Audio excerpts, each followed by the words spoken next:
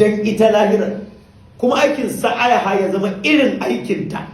Inna lillahi wa inna ilaihi raji'un.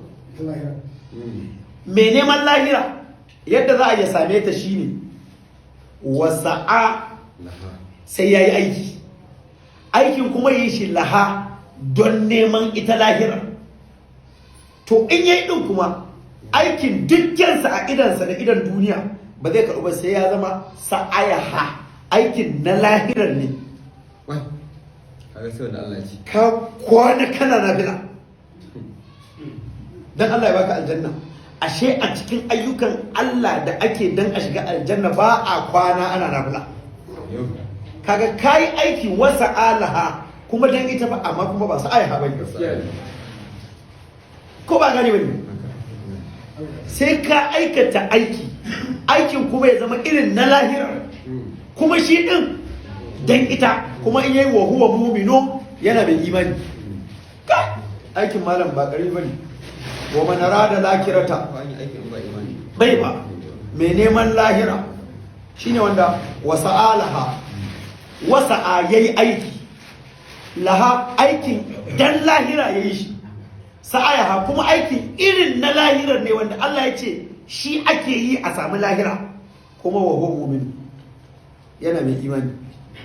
Fa ulaika kana sa'ayuhum mashkura. To irin waɗannan ne kana sa'ayuhum mashkura, ayyukan su yake zama abun godewa wanda Allah zai yaba ya biya.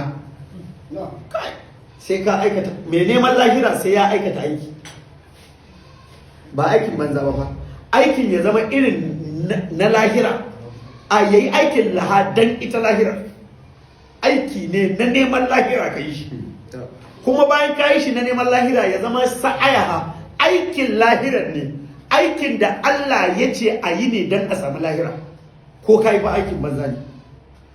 Sai ka zama wa huwa muminu, kai kuma mai imani ne. Mutum da bai da imani ko ya yi aiki irin na lahira ya yi banza. Shi yasa kake jin innal ladzina amanu guda ɗaya ne to da innal ladzina sabaru ko amilu salihati, da Allah a kula da wannan. Mi imani mi aiki irin na neman lahira. Aiki irin na neman lahira shine aikin da Allah ya ce a yi. Allah ne ya ce a yi, don ka tabbatar bauta Allah ka yi, kuma in Allah ne ya ce a yi, ka yi shi yadda Allah ya ce a yi, ba yadda wani ya ce a yi ba.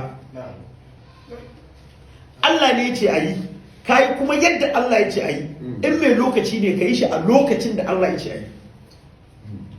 Idan ka yi aikin da Allah ya ce a yi, ka yi kamar yadda Allah ya ce, ka yi a lokacin da Allah ya ce, ibadar in mai guri ce ka yi ta a gurin da Allah ya ce a yi. Ka yi aikin da Allah ya ce, ka yi shi yadda Allah ya ce, ka yi shi a lokacin da Allah ya ce, ka yi shi a gurin da Allah ya ce, sannan ka yi shi don Allah. Koya inda da wani abu. Inda ki iya akwai matsala. A hanzu akwai gibu. Ka iya gama wannan kuma ka tabuta. Saboda ko da ka yi aikin da Allah ya ce, ka yi shi yadda Allah ya ce, ka yi shi a lokacin da Allah ya ce, ka yi shi a gurin da Allah ya ce, ka yi shi kuma don Allah, amma baka mutu kana yi ba, kan ka mutu ka fasa, ka canja ka daina, ya zan banza. Haƙiƙata amaluhu, Allah ya sauki. Da haka yan uwa, wallahi mana, don haka mai aikin da Allah ya ce, yadda Allah ya ce, a lokacin da Allah ya ce, a gurin da Allah ya ce, mu yi dan Allah, mu mutu muna yi ba mu fasa ba. Aikin ba ƙarfi bane ɗan uwa. Rigimar da ke kanmu ta fi ƙarfin mu. Ragowar mutane su kyale mu da Allah.